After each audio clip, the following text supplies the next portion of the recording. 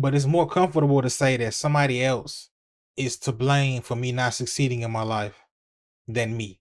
It's more comfortable to point the finger and be like, they messed my life up.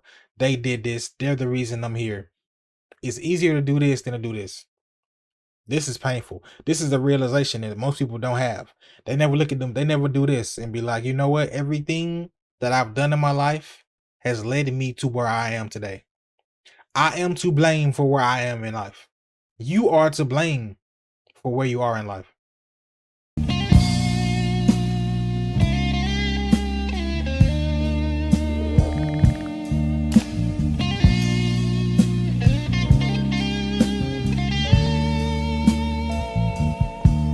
What it do, man? It's your boy 100 and we back in this. Hey, we back in this, man. We back with Jordan Peterson, bro. He's talking to looks like a black man, and it's titled Here's Why Racism is Complicated. Let's tap in. I was curious about you because you said at the beginning that even though your mother had taught you, in some sense, these woke precepts, there was something in you that rebelled against it. Yeah, what was that?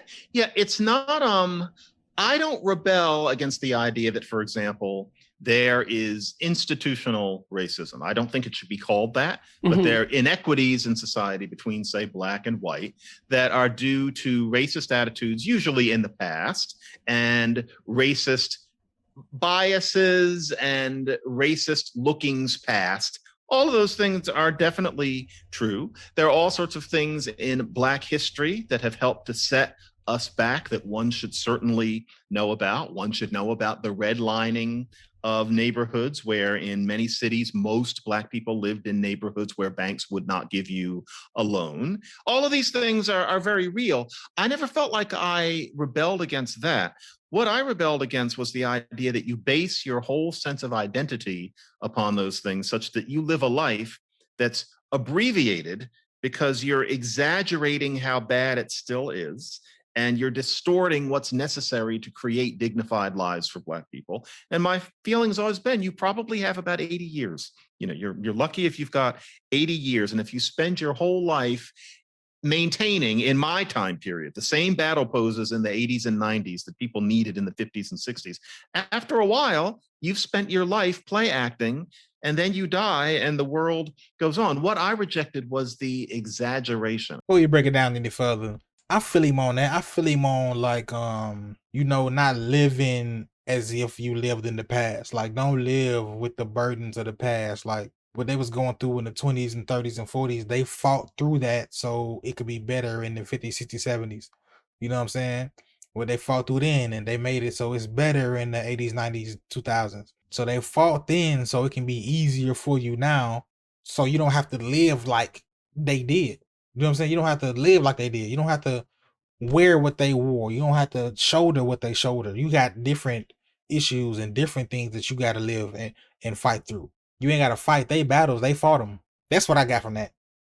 A lot of Black people I liked very much were united in saying what happened to Rodney King shows that a Black man can't get justice in this country. And I remember thinking, no, that statement would have made sense in about 1965 and in many American cities, 1975. And there were islands of it even in 1991. But the idea that as a 20-something Black person, you were living in a country where you just couldn't get justice, it struck me as beyond rhetoric, especially given the general attitude they had towards what being Black meant then, as we were standing around at Stanford University, a campus where all of us had been evaluated according to adjusted standards out of the idea that we were really wanted on that campus, et cetera, that we were supposed to still be speaking that language that the Black Panthers had spoken. It struck me as a pose. And there was a part of me that was deeply disturbed by the artificiality of it, and that you were actually expected to live it. Why the okay, so you use very specific words. Oppose, artificial, as opposed to what? Like what? On what base? Like you're comparing it to something, and it sounds like you're comparing it. And you don't just regard it as an exaggeration. Your criticism has gone farther than that in the past. I mean, you've also directly stated that conceptualization of the problem in this form is actually interfering with the solutions that we still need to generate. So it's not just an exaggeration, it's a problem in and of itself, and that's a deeper criticism. So what's the artificiality as far as you're concerned, and compared to what? The question is, how much of an obstacle is racism after formal segregation has been battled, after racial attitudes changed profoundly in the 1970s? And I'm just old enough to have watched that happen. It gets to the point where, okay, racism does exist, both social and institutional, but how much of an obstacle is it to doing pragmatic things that will make poor Black people less poor and all Black people happier? So quick example would be that these days you can look at the fact that Black kids tend not to do as well on standardized tests as other kids. It's there. Now, you can look at that and you can say, well, if Black kids don't do as well on the test, that's because of racism. And so we need to eliminate the test because the test is racist. Now, in what way is the test racist? 40 years ago, maybe those tests asked you what wine goes with chicken. That hasn't been true for generations now. So it's not about asking people things that they have no reason to know. How is it racist? And there are people today who even will imply that Black thought is somehow incompatible with tests like that, which is very close to saying that Black people are incapable of disembodied abstract thought.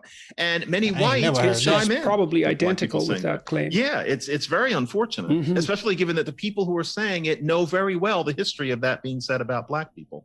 And so you look at the tests and you say that because Black kids don't do well on them, they are examples of systemic racism. Well, you have to get rid of racism, so you have to get rid of the tests, which means that you tell America that Black kids can't have their abstract reasoning measured without it being racist. And then when you get somebody saying, well, then Black kids just must not be as quick on the uptake, you call them a racist. And in the meantime, it's ignored that you consider helping Black kids get better at the tests, helping Black kids' parents realize what free test prep programs there are in those neighborhoods. The tests just take a little bit of practice, but you're not supposed to talk about it because I think the issue more than likely will be resources and knowledge. You know what I'm saying? Like a lot of times if there's like a situation where it's like, oh, the Black kids are testing poorly or they doing this and that, like look at the environment. Look at the environment, look at the school, look at what's going on. I think it's way bigger than the test. It's bigger than Nino Brown. It's bigger than the test. It's everything around the test, everything outside of the test. The tests, quote unquote, are racist. It's an abuse of language. And it's abuse of the very conception of what racism is. That's not what my mother raised me in. That's not your grandmother's racism. That's something that comes from a way of thinking that was marginal in 1955, became sexy in about 1966, and here in 2021 is being treated as impregnable wisdom. Someone Black has to speak out against that. So that's what I mean by the exaggeration and the artificiality and the outright harm that comes from these sorts of things. Well, and with regard to it being a pose, so is it a pose of? So I could say, well, is it a pose of unearned virtue? I mean, virtue is not easy to earn. True virtue, you have to establish. Let's say we'll see where we go with this. Maybe you have to establish a relationship with beauty, and beauty is real. You have to establish a relationship with truth, and truth is real. And so to earn virtue is difficult because beauty and truth are imposing and formidable. If you have any sense at all, you see that. You know, the kind of problems that you were talking about, and I see this on the environmentalist side of things too. Well, how do you get Black kids to do better in elementary school, let's say? Well, that's a more manageable problem. It's a problem that would take a little bit more humility to conceptualize. And it's also a really, really hard problem. And so to be virtuous in your attempts to solve that would probably require the dedication of your entire life, really, to take a good crack at that problem, right? Because that's a tough problem, man. And so maybe you don't want to do that because it's... Is it a tough problem though? I think maybe the solution might not be that hard, but actually putting it into practice is probably hard.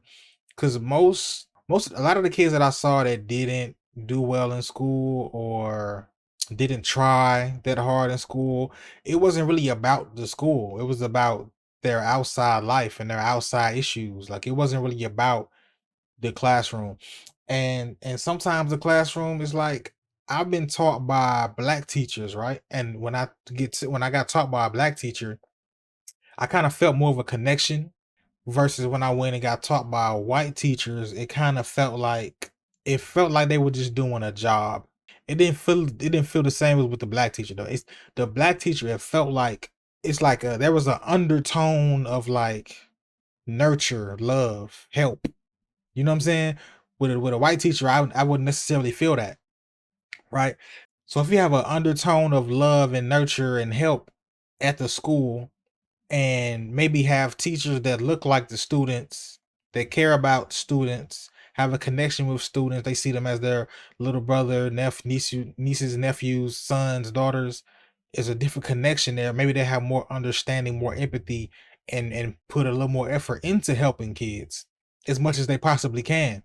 And of course, this is gonna be just some bad apples. It just we ain't with it, we ain't about it, bump all that, bump school. That's just gonna happen anyway. I feel like the environment is a lot of the reason why some black kids, underperform. And then you're enticed by your educators into this alternative possibility where all you really have to do is master a set of propositions and you're on the winning side. And that also gives you some convenient enemies, and maybe it fulfills to some degree the religious instinct. And it appalls me to see the universities complicit in this. And that they've come to see that. And I think part of that falseness and artificiality that you described, I think the fact that exists is part of the overbearing insistence that the veil not be lifted and that no one question this, because what is underneath it is so damn ugly. You have nailed something.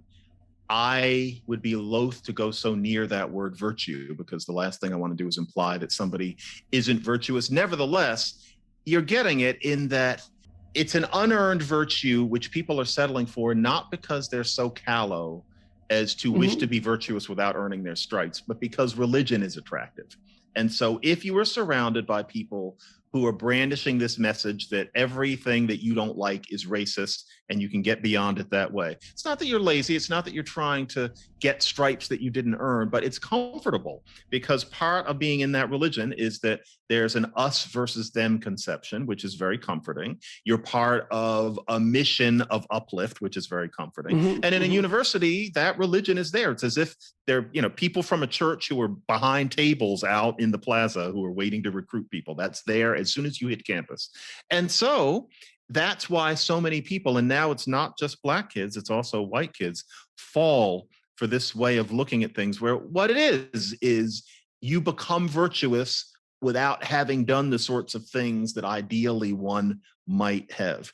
You're virtue signaling, and it is unearned virtue, but it's because you wish to have a cloak. You're seeking a comfort zone. I can't hate anybody for that, but it does mean an awful lot of mendacity. That's the problem. I can agree with him on the whole, it's more comforting. It's more comfortable to be like, yeah, they're to blame. Yeah, they're holding me back.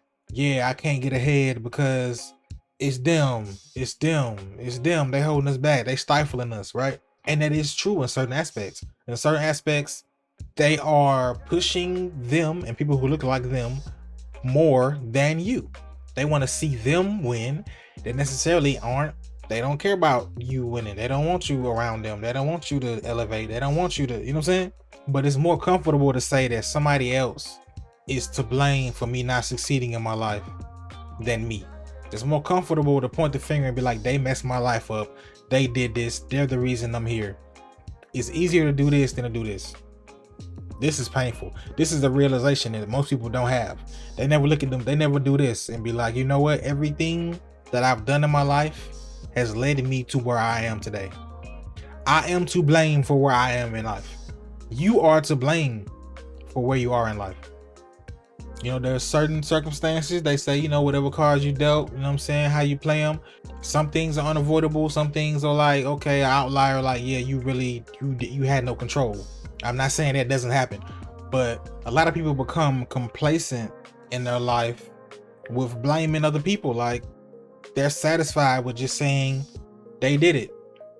Me personally, I'm not satisfied with that. You know what I'm saying? I look at my surroundings, I look at my life, and I know the decisions I made led me to where I am today. So if I want to change my life, I got to change my life. If I want to be here, I got to do it. If I want to be there, I got to do it. Like, there's nobody's gonna magically just drop anything on me. Like, I have to put work in to get what I want. If something negative happened, I made a bad decision, or somebody did something wrong to me, or something happened, like, I can't blame that person. I have to blame me for being in that situation. I have to be proactive to where I'm not in that situation ever again. I can't do this, because when you do this, you give somebody else the control. When you point at somebody else and say somebody else did something to you and they're the reason why you're where you are today, you're giving them the control. So they're in control of your life. No, do this. You're in control. Your decisions, you're in control. But anyway, man, let me know how you feel about this in the comments below, man. There was a lot of different topics talked about, all centered around racism, centered around institutional racism, social racism, progression, things of that nature. Let me know how you feel about this in the comments, man. Do you feel like racism is real? Do you feel like racism is holding you back? Do you feel like racism is the same as it was 50 years ago? Let me know how you feel, man. But as always, clothes for sale in the description. The gear I use to make these videos, link down in the description. Sub to your mans. We're getting closer to 3K subs. So go on and sub to your man. You watching, you ain't sub. You can just click it right now. Hold on. Give you a second. Appreciate you. You know what I'm saying? I'm trying to get to 10K subs at least this summer. You feel me? It's a lofty goal. But we're gonna try to get there. We're gonna try to get to 10K subs by this summer. By the end of the summer, that is. But anyway, man, appreciate the love, and I'll see y'all in the next one.